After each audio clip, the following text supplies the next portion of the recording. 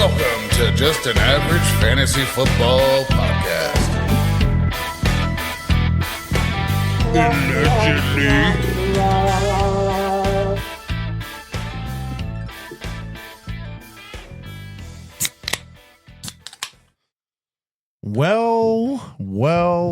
Welcome into Just an Average Fantasy Football Podcast.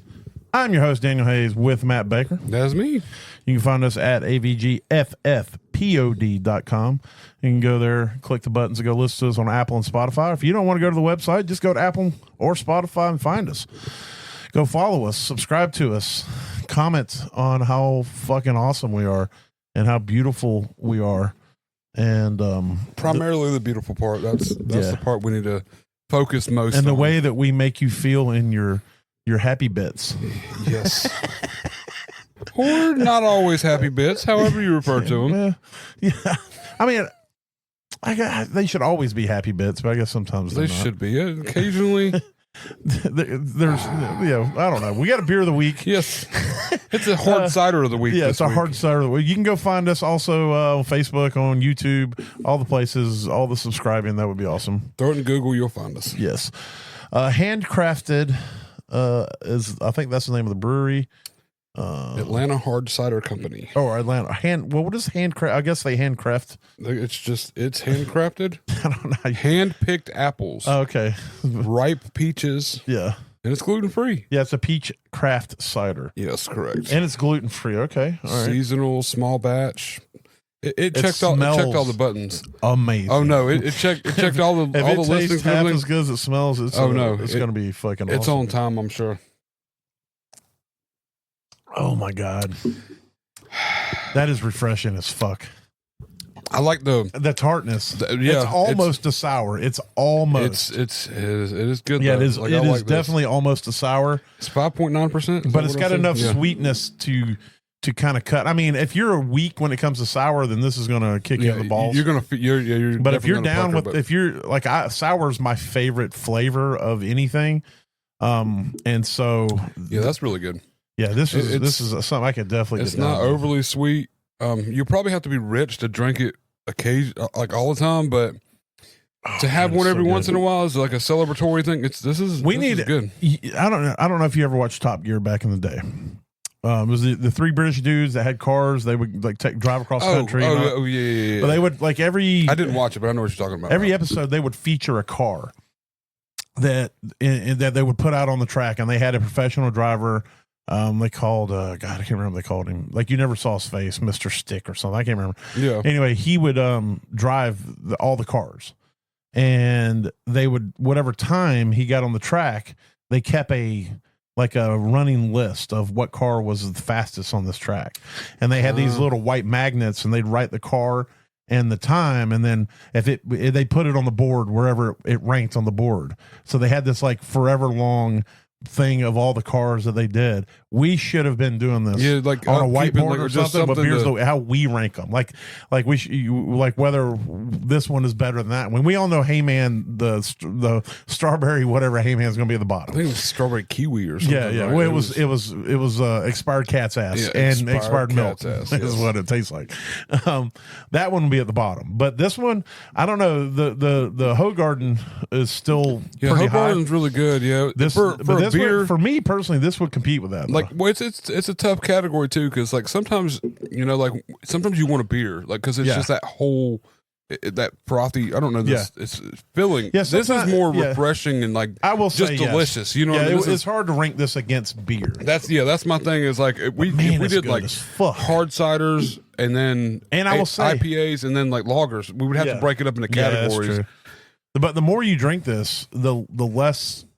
Like it's not as strong. The sour isn't as hard. Like it's not as hard. It once it washes over, you get a piece. Well, it's just good. It's all it is. It's So super refreshing. But it's called Atlanta Hard Cider Company Peach Craft. They're cider. Roswell. Yeah, they're right up the road. Only about an hour and a half up the road. Not far at all. And during COVID times, I can get there in 45 minutes. Right. But you could walk there in 45 minutes now. You'd probably, if you left at this time of night on a Friday, you'd be better off walking. That's what I'm saying. You can get there in less time walking than you could driving. All right. Well, let's hit on some super intense news.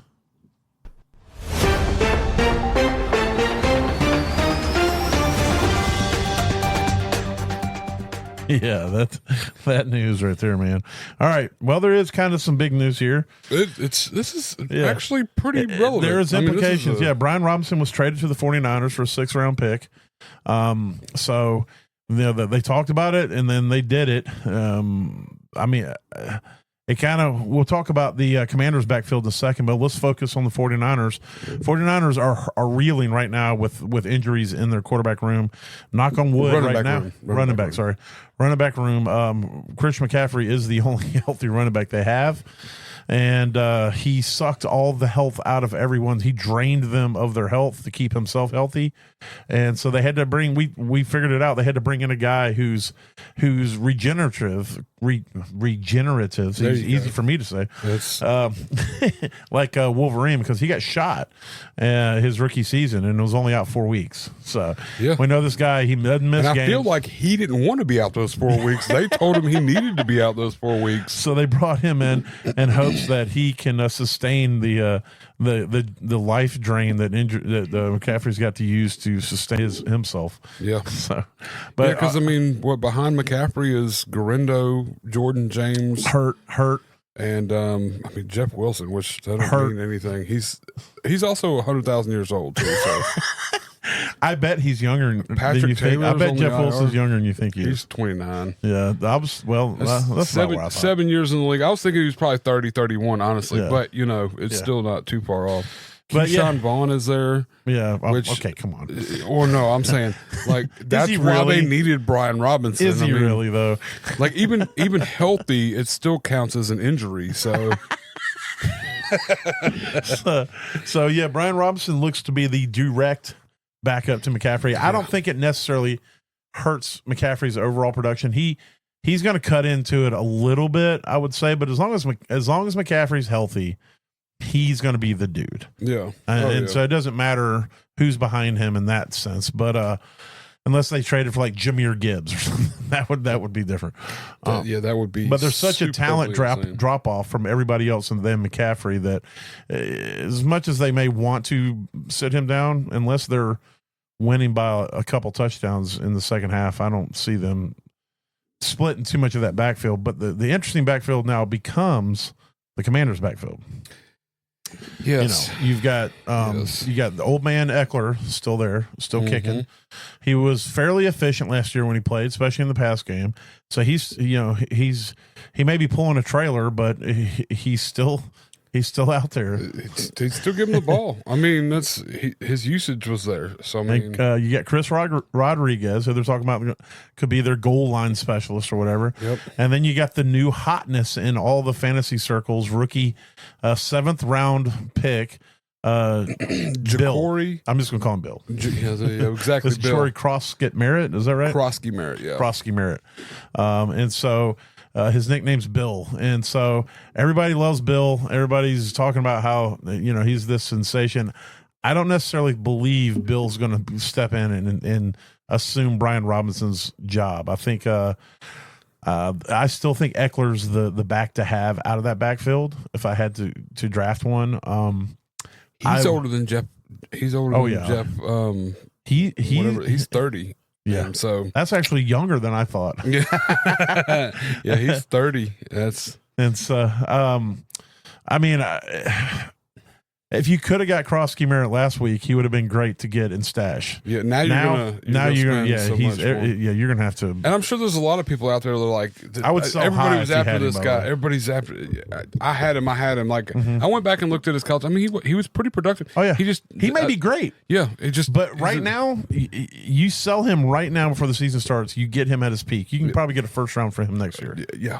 You probably get a 2026 first round for Krosky Merritt, especially on somebody, who needs running back depth, and I would do that in a heartbeat.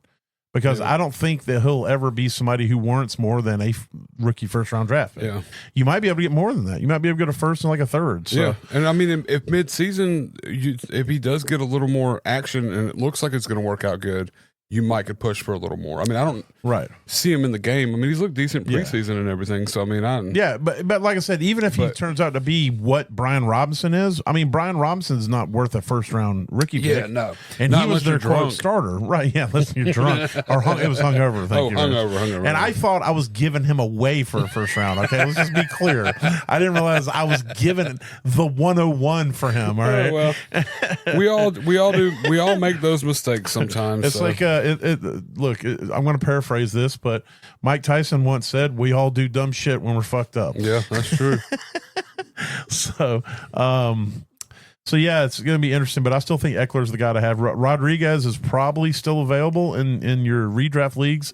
He might actually be available in some of your dynasty leagues, or at least he was probably before this draft. I was able to actually snatch him up in a couple dynasty leagues that we had and throw him at the bottom of my roster. So I've got him in one or two. I think that I picked up on a whim last year just in case. When Eckler and Brian Robinson had that time where they kind of weren't playing, or there was like a week missed by Brian Robinson and then the next week Eckler missed, I was like, let me grab somebody just in case, and I think I got Robinson and so Rodriguez and a couple of them. He would definitely be a prospective ad. I don't think that I haven't seen anything out of Rodriguez that makes me think this guy has got special. He's not the guy. Yeah. He's going to be somebody that could get volume if there's injuries. Right. And now that Robinson's gone, there's opportunity abound. Yes. So, and there's more to just running the ball when it comes to running back. If he's a better pass protector, he may get more opportunity. So, whatevs. But that's what's going on there with that. It's going to be interesting to see how that Commander's backfield plays out moving forward. There are some pretty strong trade rumors that there is a deal that's either close to being done or done and just not announced of Adam Thielen going back to the Vikings from the Panthers. Adam Thielen's wife has been very, very cryptic on social media about big news and things like that. And the rumor mill has been spinning about Thielen going back to Minnesota. It's a little concerning in the sense of Jefferson's been dealing with a soft tissue issue this offseason, and they've been real vague about it, and it's kind of concerning. Of course, Addison's going to miss the first 3 weeks as it stands right now.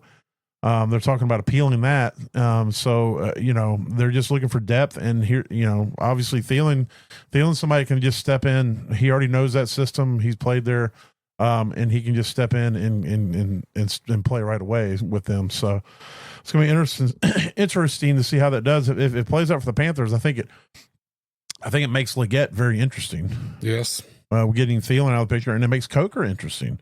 Coker last year did some really cool things as a late round rookie, and he seems to have a connection with Bryce. So be interesting to see how that plays out with Coker if he moves into the slot, and it could also mean something for Jatavian Sanders.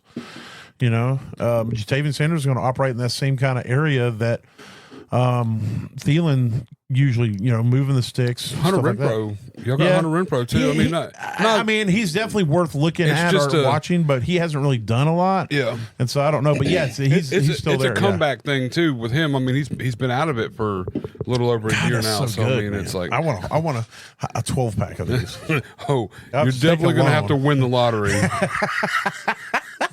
I'm not buying a 12-pack of them. We'll put it that way. I mean, what did you buy? A 4-pack? They only come in 4, so I'd have to buy 3 4-packs. Yeah, I would definitely have to get a loan. I'd take a business loan out at that, so that they would think I'm going to pay them back. Oh man, but so we'll have to keep an eye on that, see how that plays out. And then Najee Harris is still not practicing, so he's out there on the field. He's running these drills and stuff, but he's not officially practicing. So the eye doesn't seem like it's ready. Yeah, I haven't heard anything that says that. I mean, at least he's out there. That's good news. He's putting forth effort and trying to. But I don't know. I'm still nervous. I don't have him a lot of places. I don't have him anywhere. In redraft right now, I've been grabbing Omarion just because I feel like it's more of a sure thing now than it was before all this. So I mean, definitely. All right. Well, there's a little bit of the news. right around the corner. Games are right around the corner. Oh yeah, I'm so excited. This will be the last preseason week. Cuts will be next week, so we'll have a whole lot more action when it comes to the slicing and dicing these teams are going to do. And some of these guys that get cut are going to go to other teams and become, intricate parts of those other teams. So we'll have to see how that all pans out. So, all right, let's move on to, we're going to break down, we're going to do what we call our year-long ride or dies.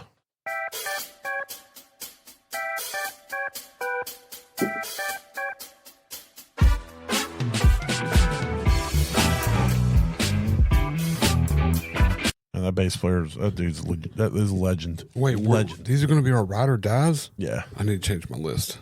No, I'm just kidding.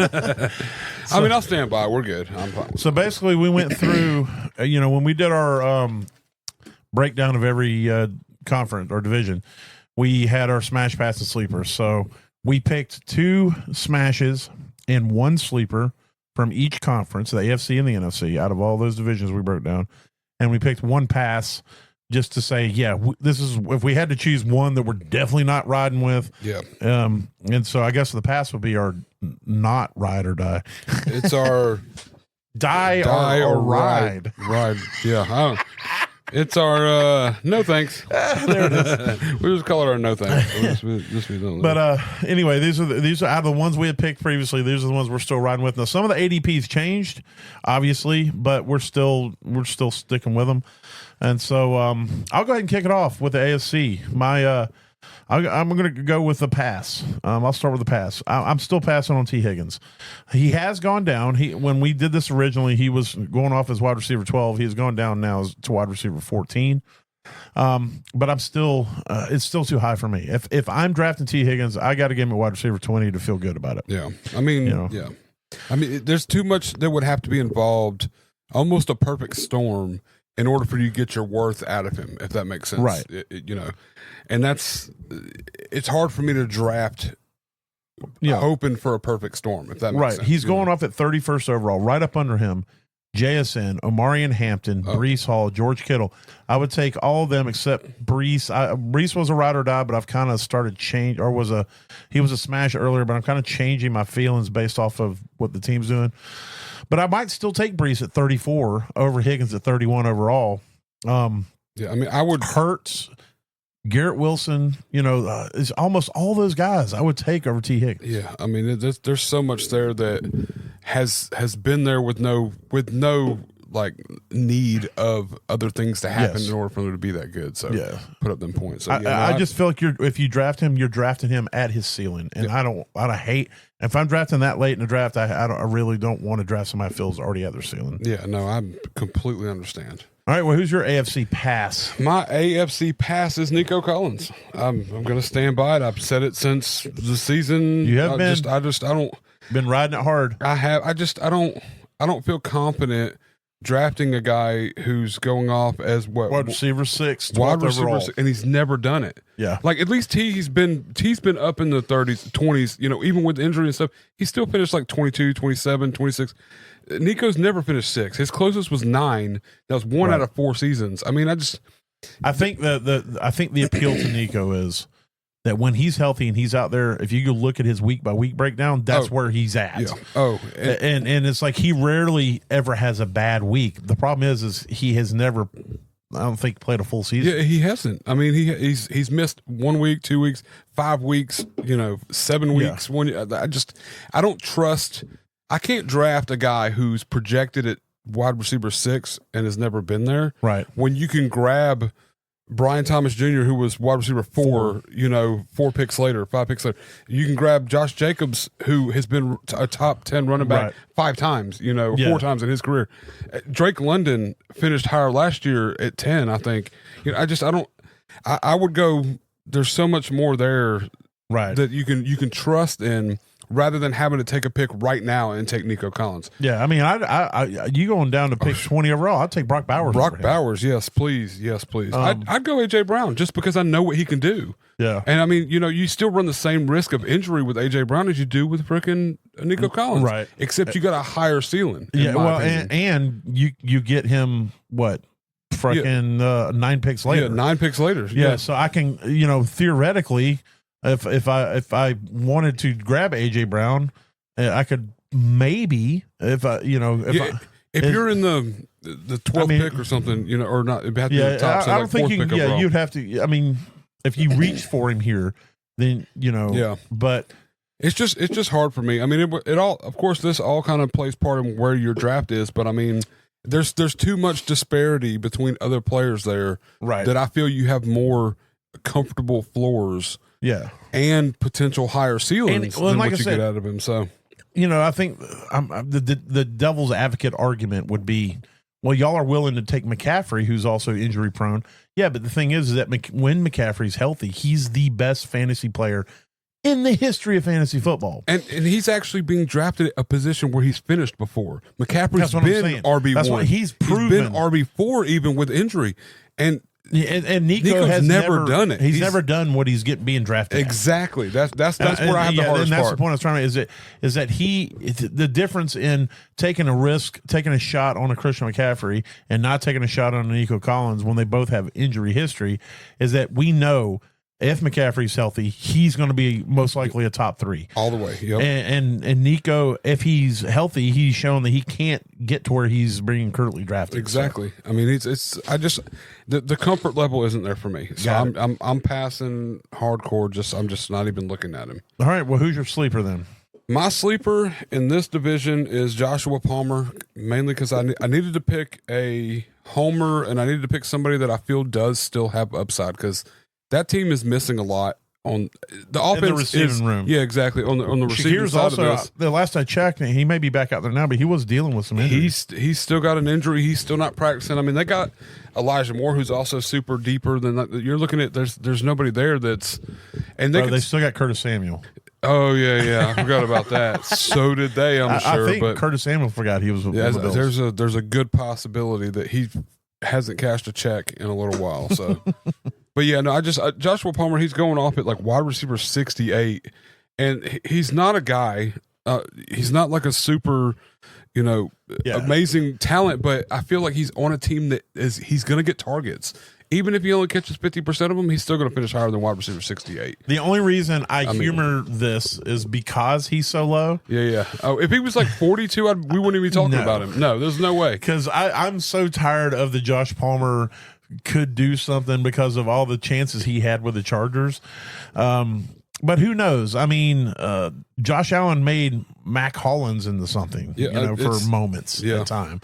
So I just feel like and Josh Palmer wears shoes. So he does to everywhere, and he doesn't sit in them cold rooms all the time. Allegedly. He's just super, super, super low. I mean, he's had 2 seasons where he finished 41 and 64. Yeah. And it was not in a sense, I'm going to say a little bit crowded of a wide receiver room, more so than what he's got to deal with the Bills. There was other targets that could have been had, but he didn't step up when there was injury.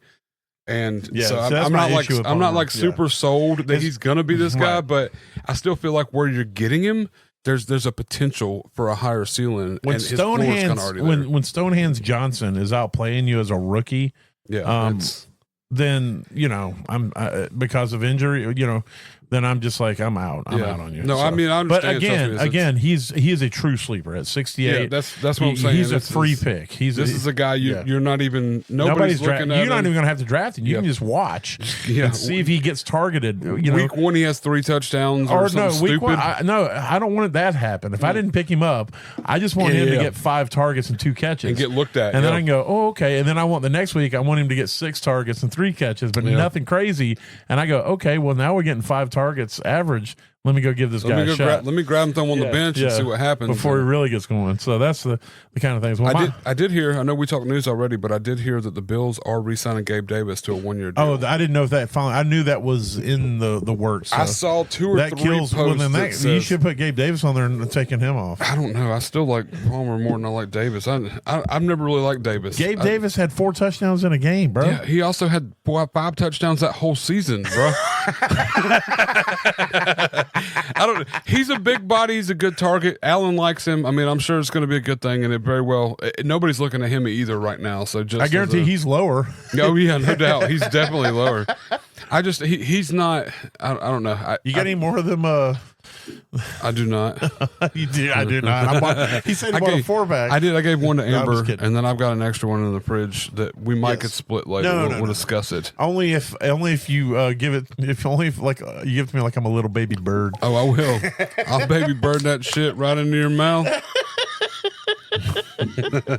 But yeah, so Joshua Palmer, like I said, he's free, and there's a potential ceiling there. I mean, you can get something out of him. I'm sure. Well, my sleeper, I've been taking him in any draft I can at the end, and it's been working out. And that is Jerome Ford, running back for the Cleveland Browns. He is going off as RB 49, 145th overall.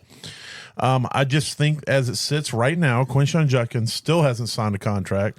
Quinshon Judkins is still facing possible suspension with the NFL as they investigate, despite the fact that his charges have been quote dropped or whatever. But so I'm not convinced that even if he comes back tomorrow, if they sign Quinshon Judkins tomorrow and the NFL comes out and they're going, yeah, we're not going to suspend him. He hasn't practiced this entire preseason. Yeah. Jerome Ford has been in this offense for years. He's been productive in this offense for years. He's going to start the season. And you're going to tell me I can get 4 solid weeks out of Jerome Ford at the beginning of the season and I can draft him at 145th overall? That's money in the fucking bank. Yeah, easy peasy. Stack it and rack it. Give it to me. So, Jerome Ford to me is a no-brainer.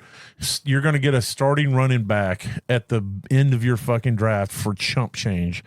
And he'll be a great flex play for you for at least 3 to 5 weeks. Oh, yeah.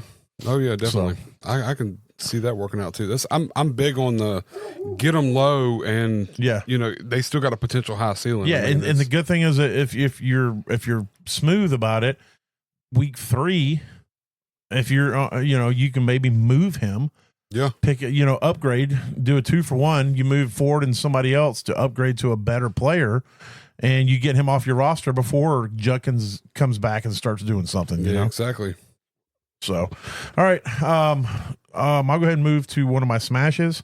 My first AFC smash, ride or die, is going to be. We need a drum roll. Don't you have a drum roll? I do have a drum roll. Let's see. There it is. This one.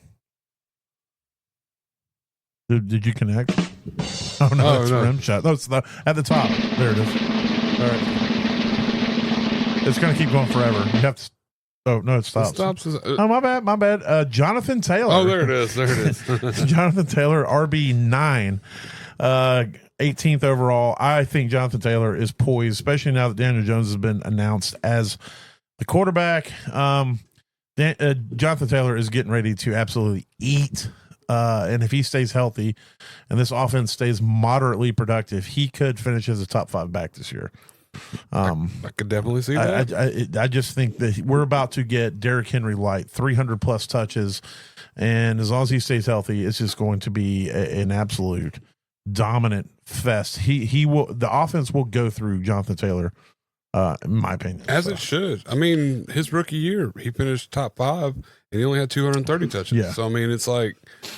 You look at dude's uber talented. Yeah, I think he was on pace the last few weeks of last season for like 400 and something touches, the last 4 or 5 weeks based off. You see all the touches he was getting there. I don't need that, but I mean, I don't want him dead by week 6. Yeah, no. He's got 350 touches and it's only like week 9. But so last year he finished as RB9 and he only played 14 weeks. He missed 3 weeks in the middle of the season. And a lot of it was, and the weeks that he did play, he wasn't very good until that last part of the season, right before the fantasy playoffs. Yeah, and he won a lot of people championships. So. He did. So my first ride or die smash is Jonathan Taylor, and I'll go ahead and do my next one. Hit me that drum roll again. My next AFC ride or die smash is surprise, mother. DK. DK. That was almost fitting. I like that. He's going off at wide receiver 20, 47 overall. he has the opportunity to finish as a top 10, maybe a little bit higher wide receiver. He is going to be the main option on an offense that has Aaron Rodgers at the helm. And Aaron Rodgers, as we all know, loves to hyper target his favorite receiver. So as long as they don't go sign, freaking Romeo Dobbs, or not even Romeo Dobbs, Alan Lazard. Who's the other one? They don't trade for Devontae Adams. Team with him. Old man. Oh, what's his name? Jordy Nelson. No, the one that they had to get in. Last year. Yeah, because last year it was Alan Lazard. Now the other one, the older one. Oh. The oldest one, Devontae Adams. It's older than that. Oh my god, he's older than Devontae Adams. I swear he is. I don't know. I have no idea who you're talking about. Anyway, as long as they don't bring in any of those his boys, I think that DK Metcalf is going to absolutely dominate. I just need him to Randall Cobb. They didn't bring him in last year. He's followed him everywhere. I think he probably lives, he probably works for Aaron Rodgers right now in some capacity. A bus. He's probably the bus driver for Aaron Rodgers. He shares a bus with Aaron Rodgers. Because he was with he moved to the Jets with Aaron Rodgers. He did the first year with the Jets. The first year. Yeah, 2 years ago. Yeah, Randall Cobb is definitely one of his dudes. Yeah, he's old. He's 35. He's almost my age. Yeah.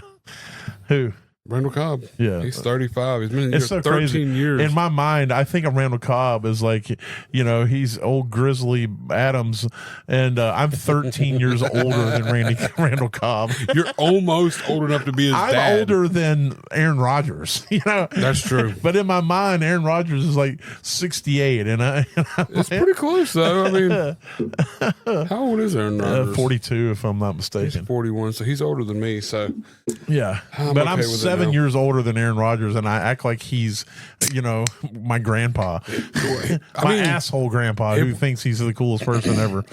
If we talk about football years now, that's true. If you start calculating, I'm zero. I'm a baby when it comes to football years. I have 0 years in football. Tiny little baby, tiny little baby.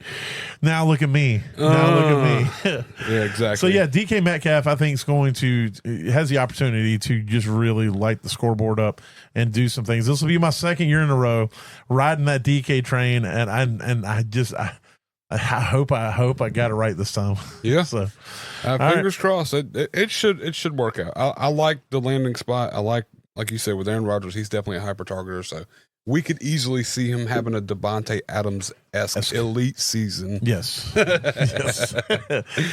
All right. So hit that drum roll and give me your first ride or die AFC smash is for Baker Chase Brown. I love it.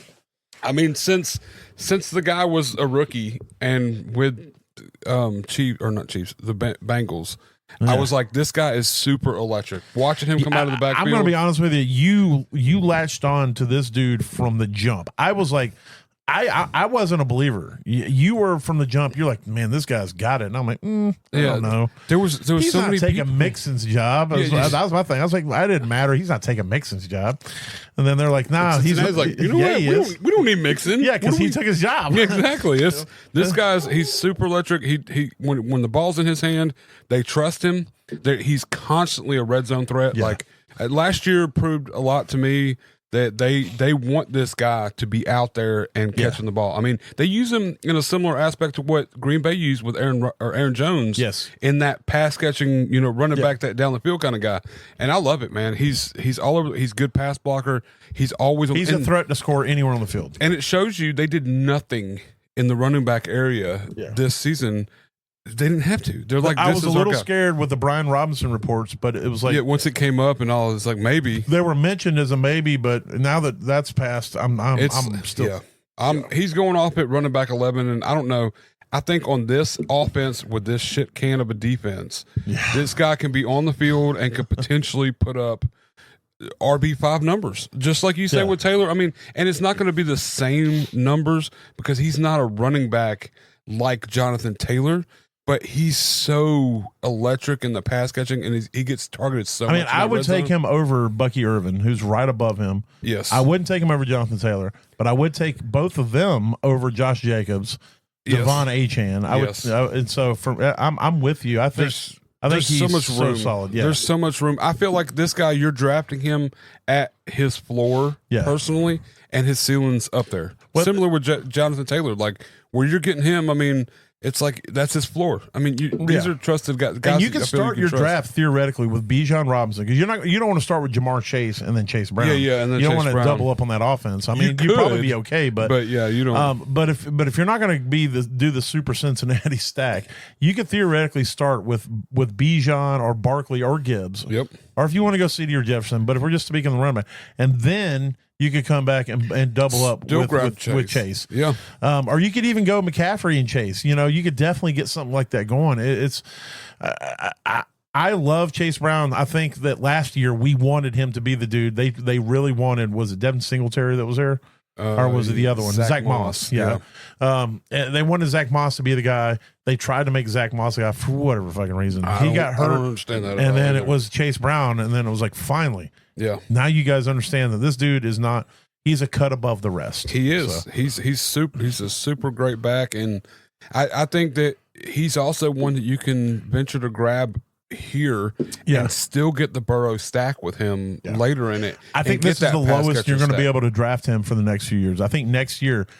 Oh, he's going to be in like top 6 backs, top 8 backs. He's going to be in these conversations with the Bijans, the Barkleys, the Gibbs. Yeah. He's going to be up there. I feel that's where I think he's going to be next year. Yeah, so. I think so too. He's just so electric, man. Woogie. Even when he's not on the ball, when he's blocking and he gets out and just he draws coverage, he's such a threat. He's such a threat. He's a poor man's Jahmyr Gibbs. Yes, correct. Yes, I think if Jahmyr Gibbs is 100, like on a scale of 1 to 100, if that's the scale, 1 to Jahmyr Gibbs, him being 100, yes, then I think Chase Brown is like a 96 or 7. And so it's like, I'm not going to say he's Jahmyr Gibbs, but he's not far from it. Well, but then the cool part about that is too, like if you take into consideration the field time that each of these running backs could potentially play, with Cincinnati's defense being so bad, you could look at Chase Brown putting up points as 100.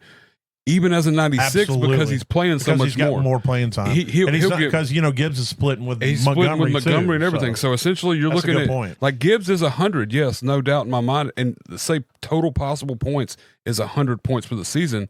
Chase Brown could still get you 100 points. Yeah, because he's out there. He has more opportunity. As good as Gibbs because he has more opportunity. Correct. Gotcha. Yes. So I think Gibbs is not way more talented, but more talented, yes. Absolutely. But I think that the opportunities can even out to where if you miss Gibbs in the first and you have to settle with, Justin Jefferson or CeeDee Lamb or something, you can grab Chase Brown and not have to worry about that running back spot, that first running back spot, in my opinion. I love it. All right, well, hit your next one. Give me that drum roll and tell me your next. My next smash. AFC smash.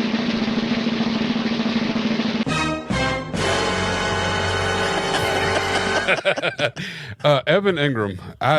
This guy is super talented at tight end position. We've seen him put up top 8, top 6, top 5 numbers. You talking since about he's been in the league? The Joker? Oh yeah, definitely. At preseason, they're working him out there. He's working out. I think he's actually helping their offense so much. I've been watching a lot of their I like the up and coming Broncos. There's a lot there, talent wise that we didn't really see previously, and Bo Nix is opening a lot of stuff up for him, and Sean Payton's opening a lot of and got him. I mean, everything's looking collectively really good for the Broncos coming. Yeah, he wanted this guy. Sean Payton wanted him. He went out and got him. He has a game plan for him. He's going off at tight end 8 right now, which is 82 overall, which seems high, but tight ends, are kind of all over the place. But I mean, I just feel like this guy's, you can draft him, like I said, at 82, and he could be he could be tight end 4. Yeah, he could easily move his way up into tight end 4 over. And if I want to get what's currently the tight end 4, I got to draft him 30 picks sooner. Yep, exactly. And I don't know. There's so much potential here. The ceiling for this guy, barring injury, of course, as long as he stays healthy and all, the ceiling for this guy is astronomical. I mean, if we take into account last year, Bo Nix, rookie quarterback, it took him a month to get his feet under him. Yeah. And then he still finished as the QB7 on the season. So correct. That offense picked it up. They went to the playoffs. They really turned that team around, and they showed something. That was with no running back, no tight end, and just one wide receiver of any consistency in Cortland Sutton. So this year they went out and got some running backs, and they went out and got Evan Ingram, and Evan Ingram isn't going to be your sit at the end of the tackle, next to the tackle, and play your traditional tight end spot. He's going to be playing stuff out of the backfield. Mm-hmm. He's going to be running and doing things in the wide receiver. He's going to be playing. He's going to be splitting out wide. He's going to be playing the slot.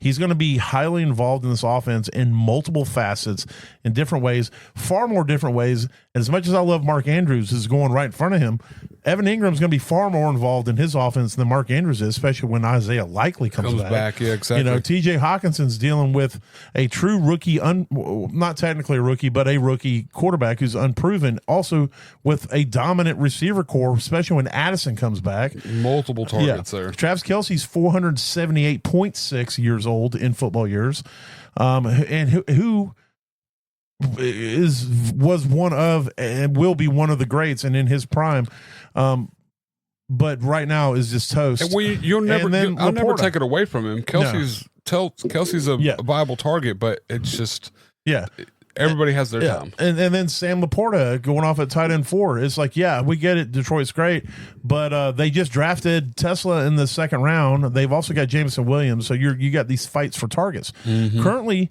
the fights for targets for the Broncos is Cortland Sutton. We don't know who the other receiver is going to be.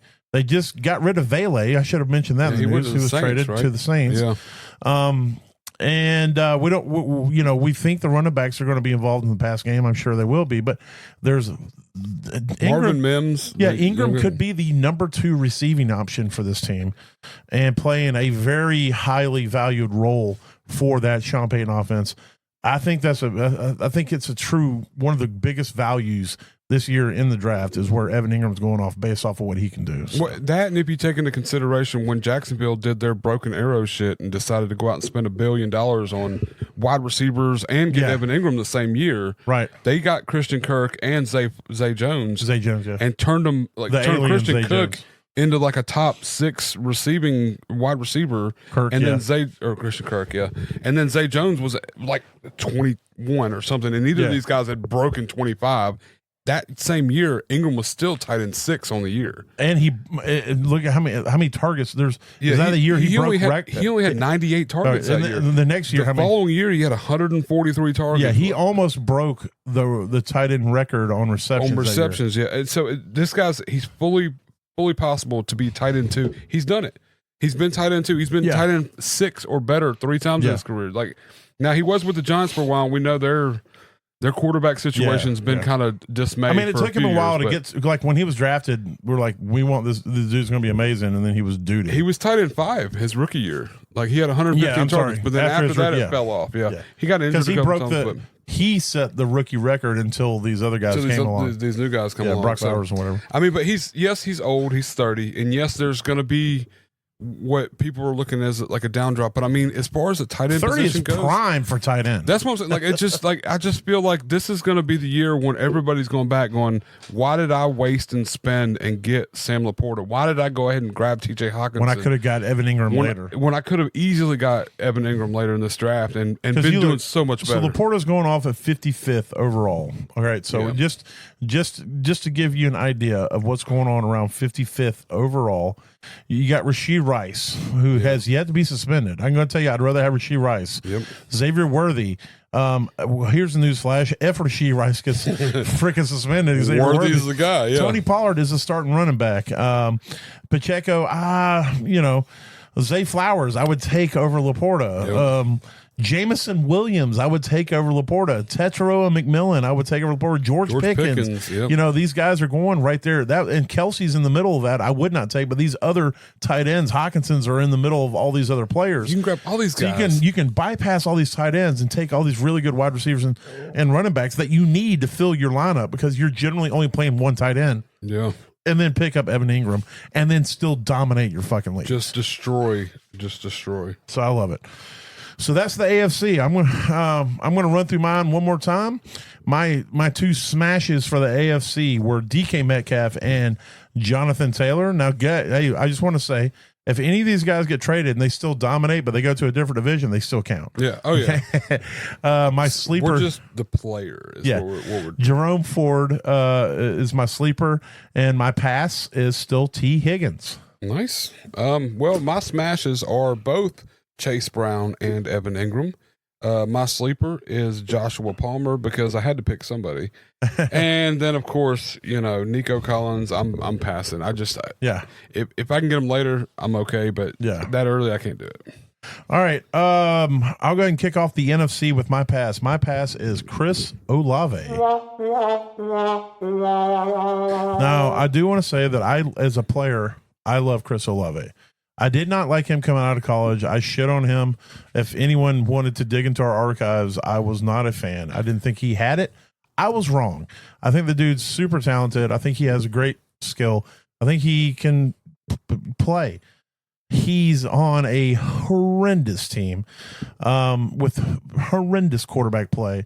And he's had, 4 concussions in the last 2 years or something, 3 years or something crazy? 15 minutes, I think. Yeah, it's been pretty bad. If you go back to college, it's been 8 or 9 total. And so, or 7 or 8, something like that. I worry about that. Thank God he doesn't have Derek Carr throwing murder balls. So, but also, I don't. Still got Desmond Ritter throwing murder balls. Spencer Rattler. He's got the Ritter Rattler out there. The Ritter Rattler. But he's going off at wide receiver 34, 75th overall. Again, it's not terrible, but it's to take him at 34, 75 overall, it's like. I don't know, man. Jerry Judy's going after Chris Olave. That's insanity to me. Roma Dunze is going after Chris Olave. Jalen Warren, Evan Ingram, that we just talked about. Even Deebo Samuel, who we should be talking about more. We'll have to keep an eye on him because he's been looking good in the preseason. Stephon Diggs, they're all going after Chris Olave, and I don't want to spend that. If I can get him 2 rounds later, then maybe I take a flyer because he does have a ton of talent. And when he's healthy and on the field, he's been productive. Oh, yeah. I mean, he's also a guy that a lot of people are going to homer on. They're going to be like, if they're whether a Saints fan or a Ohio State fan, or because all the keys are there. You're just hoping that it can work out for you. I mean, it's route running, hands, they're everything's there. Except competent quarterback play and health. A lot of that, and the health part, I mean, it's in 3 years in the league. I mean, he's finished 19 or 25, 19, and then of course 93 missing most of the season last season. And I'll say, I hope he proves me wrong. I have no ill will against Chris Olave. I have no ill will against T. Higgins either. And if these guys prove me wrong, I'll just eat it. I'll be like, it's great. It is what it is. That's the part. The best part about a smash or a pass is we just don't feel comfortable. Yeah, where I've got to take them, I don't want to take them there. If I can get them later, if I can get T. Higgins at 20 or later, wide receiver 20 or later, I'm good. If I can get Olave 2 rounds later, then I'm good. But where they're going right now, I can't spend that. I just don't feel good about it. Especially considering your other options at that point. Exactly. And so, all right, who's your NFC pass? All right, my NFC pass, we're going back to tight end again. We talked about Sam Laporta. There's at least 5 or 6 there's a correlation tight ends at the back of this. You're passing on Laporta and you're smashing Ingram. on Ingram. Exactly. I smell what you're cooking. Yeah, I'm floating or it later. Or wait a minute, is that gas? Did you have ketchup for lunch? Every day of my life, baby. Actually, I fill my underwear with ketchup so that all my farts smell like ketchup. But yeah, I just I don't draft tight ends typically super early unless I'm grabbing like McBride, and that's because of Kittle or Brock Bowers. If it's like I got that pick where I can, but then outside of that, once you miss those top 3, it's like, why waste a pick on Sam Laporta, who he's a great tight end, but there's so many other options there. Yeah. With Gibbs being the pass catching back and Jamison Williams emerging last year and coming out and showing he can do some stuff. And right. Amon-Ra St. Brown is one of the most targeted wide receivers in the league and is still just burning people on defense in all the games I keep watching.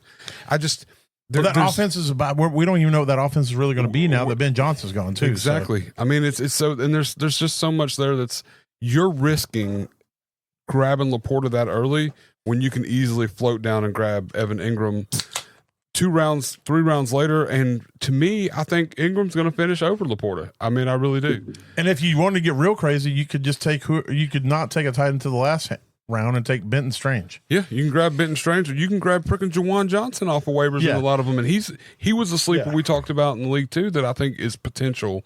But I can't spend it on Laporta. What the value is. I think the biggest thing I think anybody needs to consider, and I try to explain this to people, when you're talking about these onesies positions, that onesies being your quarterback and your tight ends, you're only going to take one of them or you're only going to start one of them in your lineup. The disparity between a Laporta and a Benton Strange isn't so great that you should spend a 5th round pick on Laporta. Yeah. When you have to start in most leagues 2 running backs, 2 wide receivers, and a flex, which means you can playing 3 wide receivers and 3 running backs every week. So you're going to be playing, those are your high, that's what you need to be stacking your team with. And so the disparity there, and it's the same thing with somebody in our family who went and took Mahomes in the 3rd round of our family draft.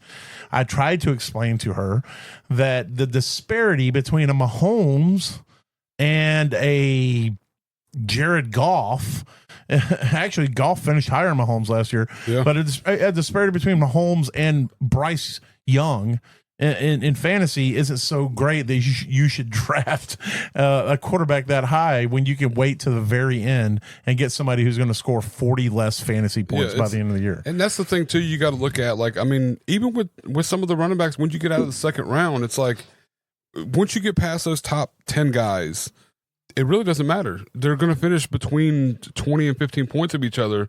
You gotta play your cards properly, right? And what you're looking for is you want the upside. You want the upside. You always want as much as the upside you can get. You want a guy who people think may finish 20, but he has potential to finish 10. Exactly. And things like that. But there's no yes, Brock Bowers, frickin' McBride, frickin' Kittle. Those guys are worth taking where their ADPs are because of how dominant they're going to be at their position. They're going to rank with wide receiver level scoring. The rest of the guys, they're just going to, they're all going to be lumped together in one big pile from tight end 5 to tight end like 14. And it's your guess to my guess to whatever we feel confident in, who's going to be the one that's most dominant. There's going to be 5 that finish the season astronomical.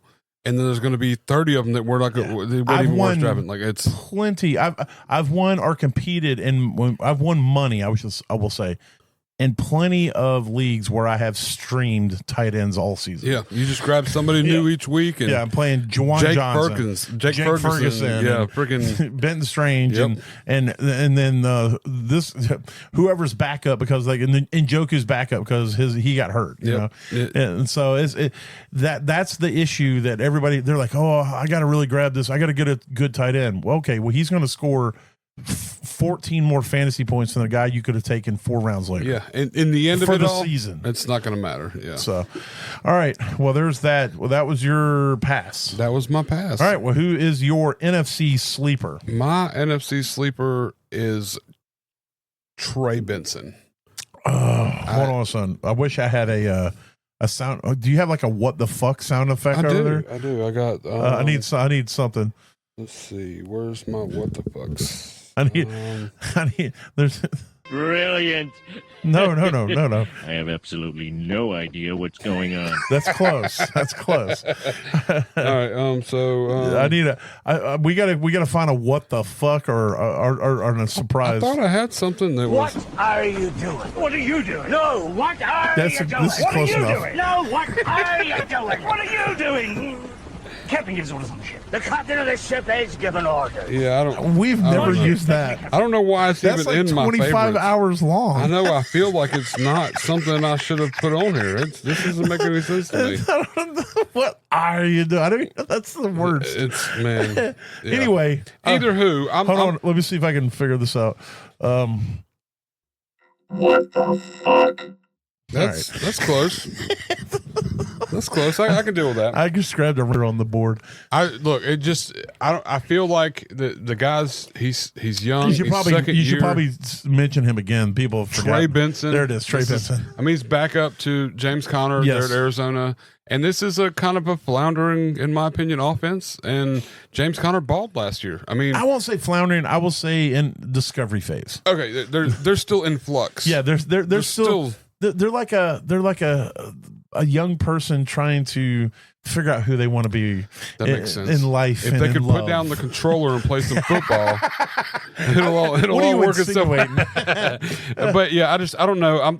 I'm thinking like where you're drafting this guy. He's going off RB 51, 144 overall. Another super deep pick. The guy came out of college super talented. Nice, skill set, can easily. And when he did touch the ball last year, even though he didn't really have to, it was still pretty good. He still averaged good yards per carry. He still got a little bit of vision. He was out there pass blocking. I just feel like this is a good cuff, and you're getting him for next to nothing at the super end of your draft, or even potentially off waivers, because some people don't even look at handcuffs and stuff. But yeah, I feel like this guy can easily get, if he gets twice as many opportunities, he's going to finish at like RB 30. And that's a big step up from RB 51. Well, if it helps any, he's had 9 carries this preseason, and he has averaged 3.2 yards a carry. So that's not terrible. That's horrendous. That's not terrible. But I don't know. I think that it's preseason. I don't really give a shit. But I don't hate it. I only hate it because I love James Conner. Yeah. But at 51 overall, he's going to be the direct handcuff to James Conner. He's definitely worth, rostering deep in some deeper leagues. Well, last year he averaged 4.62 yards a carry overall. But no, he's been, when he's been on the field, he's been fairly efficient, and he's 100% on his receiving. Yeah, I was just fucking around with you preseason because when he's played with all the backups. He hasn't been out there, and he doesn't know. He hasn't been out there with the starting O line. Timing's off too. like with all. Yeah, so I was just. But I just feel like if they give this guy twice as many opportunities, then he can just, one breakaway sets it all up. He only had 1 touchdown last year. You're looking at a guy that's finishing as RB 51. There's not much to push him up to RB 30. 41 even. Still, it's still value. That's if he gets 4 or 5 games as a starter, he'll be in the 30s. Oh yeah, he'll definitely be up there. All right. Well, let's now we're talking some smashes. Yeah, so you go ahead and kick it off. I'll let you do the smashes. I'll finish off the mic. So your first NFC smash, ride or die smash is Davante Adams.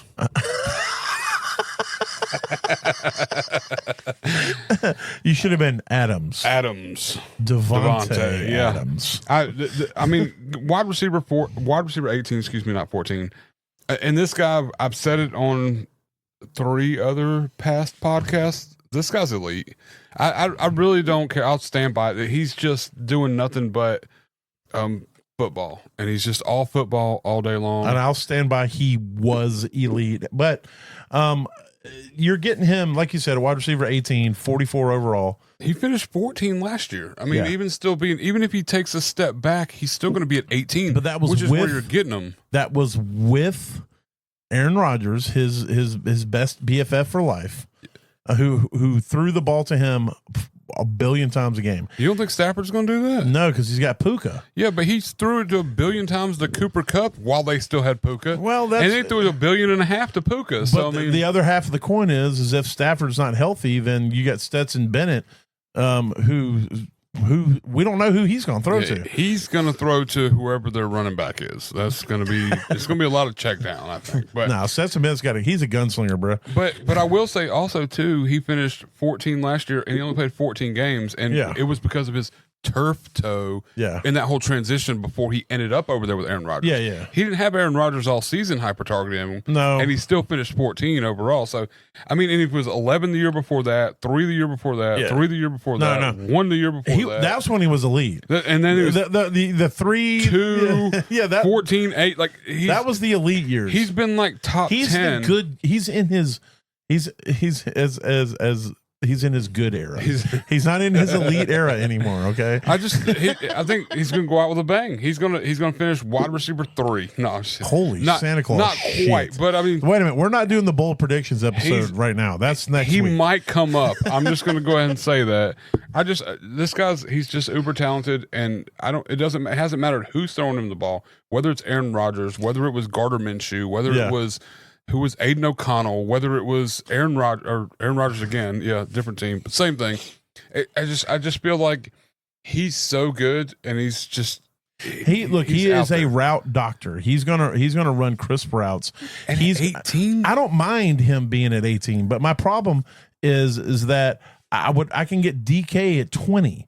I would take DK over him. In 11 years in the league, 9 times he's finished top 12, and he's going to 18. DK's only finished in the top 12 like twice. I understand that, but DK's younger, and Davante Adams is old as balls. Well, he's only 32.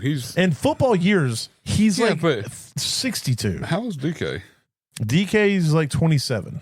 He is 27. Yeah, oh, look, I know my DK fans. That is a beautiful, beautiful man. And he's finished 6, 11, 18, and 16. So he's finished, and then 32 and 33. But yeah, he's had a couple. That's why I keep predicting. He's had no elite years, but he's had some good years. Yes, but his good years have all been better than where Davante Adams is being drafted at right now. It's just hard for me. Like I feel like Davante Adams is going to do it. It's going to be. Hey, look, it's going to be the year. I'm putting it all out there. Davante Adams to the moon, baby, this year.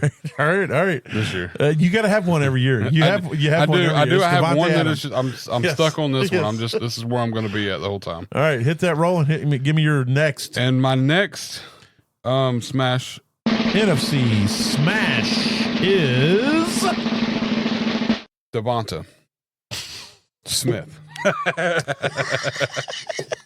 And so you just went. You just went with the Devonta. I did. Is Devontae? Is it Devontae Adams? Is Devontae Adams? Devontae Adams and Devonta Smith. Correct. Okay. Yeah. All right. I just want to make sure. And this is another one. This one I love. I'll be honest with you. I'm going, and I look at his past seasons and stuff, and I don't really know why I'm here with this, but I think he's being drafted at his floor, and there's nothing but up room. Absolutely. So I mean, he's going off at wide receiver 23, 51 overall. Yes. You look at the people under him. There's nobody under him. I take over him. And that's what I'm saying. It's like, then the hard part is, I mean, if you look at his history, I mean, he finished wide receiver 30, wide receiver 20, wide receiver 10, wide receiver 29. Yeah. But he is a big part of this offense. He's part of that dual threat. He's gonna get targets, and his games always seem to happen when you need it the most. Yep. Like it's always that playoff in the last 4 weeks of the season when you're fighting for a playoff spot or when you're in the playoffs that Devonta Smith seems to all of a sudden show you everything he's got. Like I don't know what it is. It may just be me. It's because AJ Brown gets tired because he's so old. Yeah. He's got to take a break. He's 29. But I'm old at 29. That's in football years. That's like 48. Yeah, that's my age. It's pretty. Yeah, exactly. And you know how tired you are, so you imagine how tired he is. Yeah. But yeah, no. This guy just always seems to come in clutch, and even his numbers may not show as far as his clutch. Finishes. We'll have to ask Devontae about that, But yeah, no, wait a minute. We asking Devontae or Devonta? We'll ask them both and see which one knows the answer. But it always seems like when you're in the playoff hunt or you're in the playoff finish, he's the guy that's going to get you through it. That cider hitting a little bit. Does it? Yeah. I also hadn't eaten, so that probably helps some too. But yeah, I like it, dude. Like you said, I think the most important thing you said that I was listening to because I was too busy making jokes and the rest of it was that you said he's being drafted at his floor. And, I think you get him a wide receiver 23. The worst he's going to finish is wide receiver 24. So exactly, as long as he stays healthy, and the sky's the limit.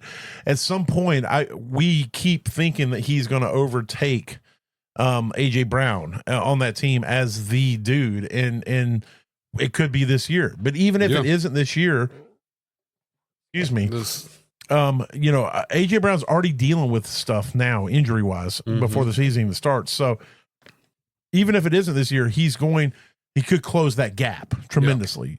I love it. I'm actually absolutely on board with that. All right. Well, we'll hit my smashes in. My first. FBI, open Rashid Rice. No, I'm just kidding. Yes. Sorry, here you go. My first NFC ride or die smash is George Pickens. Oh. He is going off as wide receiver 29, 65th overall. So he is lower than your Devonta Smith. I will say both my smashes are wide receivers and they're real close together. I just think that he's going, if Dak is out there and Dak is healthy, he has got CeeDee Lamb. George Pickens has never been on a team where the opposite side of the field has been a true alpha dude, number one dude. For like 45 seconds Who? with DK Metcalf. They never played together. But he was still out. He was on a team. I said he's never been on the field. I thought you said on a team I might where have, there's but been I might have changed it just to make margin okay, work. yeah, so that makes sense. He might have been on the field, but he wasn't playing. Right. So I would have loved to see him. I was so and DK. excited about that to a degree. But the NFC North cornerbacks were not excited about that. There was not because they thought they were going to get cooked. They probably were, but it was because they also thought they were going to get beat up. Yeah, mashed. They were going to get mashed, not cooked. Yeah, yeah, they're going to be in fist fights every play. Mm-hmm. But George Pickens is going to be playing opposite CeeDee Lamb. To me, that's tremendous because it opens the field up. He's going to be on one-on-one coverage most of the time. Yep. You know, Jake Ferguson is a tight end for the Cowboys. He is a serviceable tight end who's going to demand attention from a safety. And so they have serviceable third wide receivers on that team that are going to demand attention. And so he most of the time it's going to be one-on-one coverage with George Pickens, and he can cook anybody. And that's dangerous. Yeah, exactly. He can cook anybody. And the thing is that Pickens, his ability to catch the football, I would put up there with anybody ever. Like you watch him, some of the catches he makes, what he does with his body, to make sure he comes down with that ball. Oh yeah. And he's doing it in preseason. Yeah, I saw 2-3 videos yesterday that just it doesn't even really like it matters, but it doesn't matter, and he's still doing what he does. As long as he can keep his emotions in check enough to go out there and focus on the game at hand.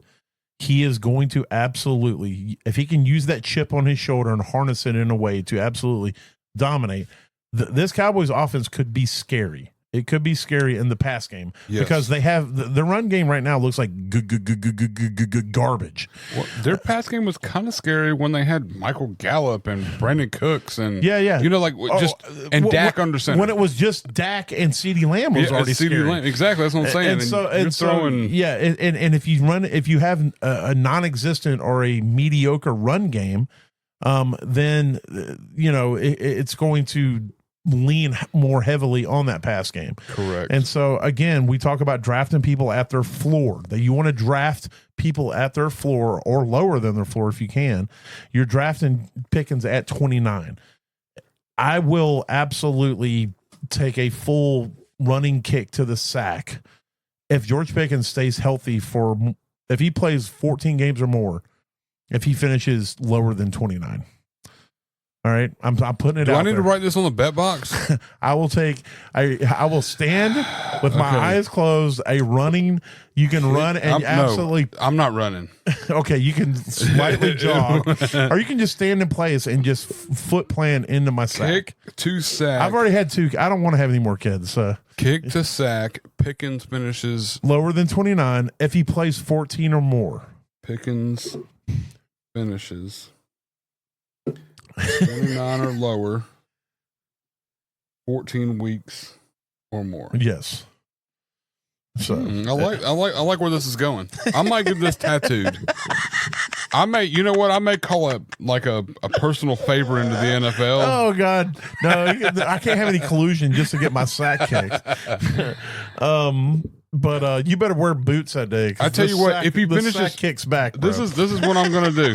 If he finishes and you have to be kicked in the sack, I will do everything in my power to try to call George Pickens and have him come do it. God no! I will go out of my way. I will take all my life to try to figure out how to get as in touch long as with it's him? not Justin Tucker, Oh no, you don't want that at all. because I don't know if he's going to kick it or fondle it. Well, I say whether you want it or not, he might give it to you anyways.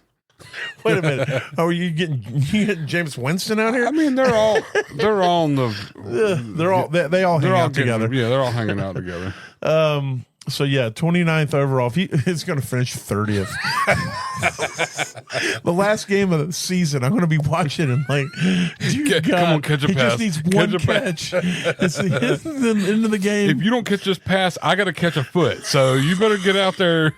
You'll be doing the next podcast. You'll be like, no one's seen Daniel in 2 weeks. It seems like he sold everything and has moved, and nobody can even find him. He canceled all the social media is shut down. Yep. All right. And then there's a random Tic Tac live where George Pickens is knocking on your camper Did you door. say Tic Tac? I did say Tic Tac. Oh my God! Are you TikTok. You're 84 years old. I'm like, exactly. I'm like 80 years old now, man. You know what comes to Oh, social the media? kids in their damn Tic Tac out here, Exactly. ruining this damn country. It's crazy. Like I'm 40. I'm younger than you, and I'm so out of touch with the everything. I'm in my TikTok era, bro. Yeah, I'm not in any era. I am 80. I have no problem with that You're at in all. your old man era. I am. I helped a 84-year-old man load a 14-foot A-frame ladder on the back of his truck today. I felt great. He bought it for me for way too much money, so I don't feel that great, but I still feel a little. I great. worry about how he's going to get it unloaded. Oh, that's his problem, not mine. I only have to help load. All right, my last smash. Go ahead and hit that drum roll. My last NFC ride or die smash is. Brilliant. It is I have brilliant. absolutely no idea what's going on. That makes sense. Me either. Seems right. Just a few picks before and one wide receiver pick before, Jameson Williams. He, again, going off at wide receiver 27, 62 overall. Again, you're drafting him at his floor. I'm not going to make a bet on this one because I don't want two kicks to the nuts. I'm not going to put my nuts in the hands of two people. Yeah, that would actually. I wish I could put my nuts in the hands of two people. What are you doing later? I'm just one person. But you have two hands. I do have two hands. You don't want to put your No, nuts we could put a in the sheet up. We'll put a two sheet hands. up. And That's I'll fine. and We can then work with that. and then you can just like speak. I'll just pretend there's somebody else's you'll nuts. Is that what you want me to do? No. You'll speak in two different voices. Oh, okay. You be like, hello, I'm here to grab some nuts. Hello, me too. And then you can put both your hands in there, and it's going to totally trick me. I've had way too many beers. That's exactly how I talk too, both ways. I wouldn't use my real voice and a voice that I made up. I would use two voices I made up. That's exactly how I'd handle that. There's no way I would be like, this is me. I would be like, this is me, and then I'd be like, this is me, because I'm not the one that's doing this, not at all. Yes, no. That's a good point. So use your regular voice for one of them. No. I don't want to do that. That's what I was just saying. I need two different voices. Anyway, But yeah. if I drink a few more beers, you will be able to fool me. J-Mo. I don't think it's going to take a few more. All right, yeah, Jameson. But J-Mo. Jameson Williams. On that offense, he has solidified himself as number two. He had a breakout last year. And I think this year he's poised to step up and really show himself as finally becoming a top tier wide receiver in this league. You can get him at 28. I think he can finish as high as 15. Yeah. And depending on what this offense is, and that's what we got to hope for. We got to hope that they run that Ben Johnson system. We got to hope that they want to pass the ball a lot, and he is a dynamic receiver on the outside. So I just think that again, you're drafting him at his floor, and the sky is the ceiling. No, I'm 100% on board with that at all costs. I mean, he's so much better in my opinion than what we've seen him in fantasy portray. Yeah, and this dude, he should be a top 12, top 14 receiver. Both of these guys, in my opinion, we talk about Pickens and Williams. Both of these guys could go to another team and be the dude. Oh yeah, exactly. And they're the second tier on their teams, but which means they can go out there and benefit of having someone else pull coverage off of them. Exactly. And so, and that's just, if you're looking at a number two receiver with the ability to be a number one, you're looking for that. And I would throw T. Higgins in this pile if I didn't have to draft him so high. Literally twice as high as where I can get these guys. When, Devonta Smith is similar in that aspect as well, as we saw him finish at 9 with A.J. Brown. Absolutely. Like in that same year. Yes. So it's, these are definitely, that's are where all the value is, because, and the other side of the coin is, God forbid, one of these dudes goes down, the alpha dudes, the number one dudes, the CD Lamb, the Amon-Ra goes down for an extended period of time. All of a sudden, these guys become the guy. You have the guy. Yeah, exactly. And the wide receiver quote handcuff to me is such a more valuable thing if you can get them at a valuable place in a draft, because they're still on the field every down. And when they're viable without being a handcuff, they're still a flex play. They're still a wide receiver 2 play. Yeah, because they're out there on the field. They're opposite of this guy, and they're still running the same routes. And they're just not always the primary focus. So, yeah, that's it. So my NFC smashes are Jameson Williams and George Pickens. Does this the video start playing on just out of nowhere? Maybe it did it the other time too. Let me just go ahead and do this. Wow, I don't understand. It just that website just decides at random moments to start playing the video. That sounded pretty bad. Like I don't know what any of that was, but anyway, my NFC smashes are Jameson Williams and George Pickens. My sleeper. Oh, I never did my sleeper. Oh. I completely skipped my sleeper. Oh, no. Yeah. Who's your sleeper? All right. My NFC sleeper is Emeka Egbuka.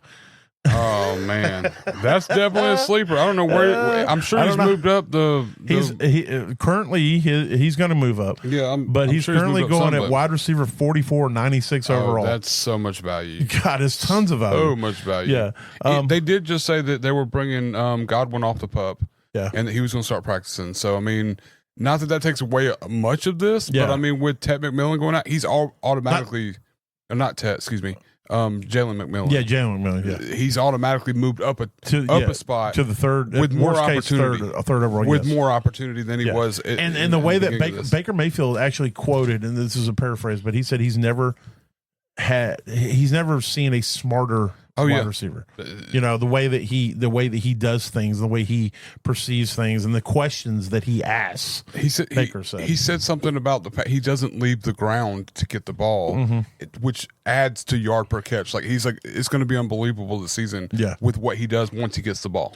And so I'm pumped for I'm Emeka super Egbuka. Excited as well. You get him at 44 right now, 96 overall. What is that? 12? Steal. Was it the 8th round? Yeah, that's such a steal. Yeah, I would take him 2 rounds. I would take him in the 6th. Yeah, I've reached for him a couple of them just because I want to make sure I get him. I've overpaid in trades and dynasty to get him. And you should. I mean, realistically, I've pushed all chips in the middle. Emeka Egbuka, I think, is going to be.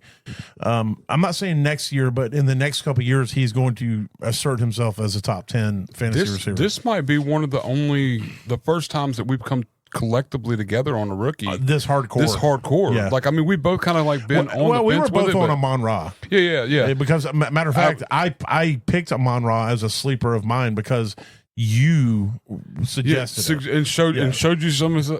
He's he was uber talented, and I was like, this guy.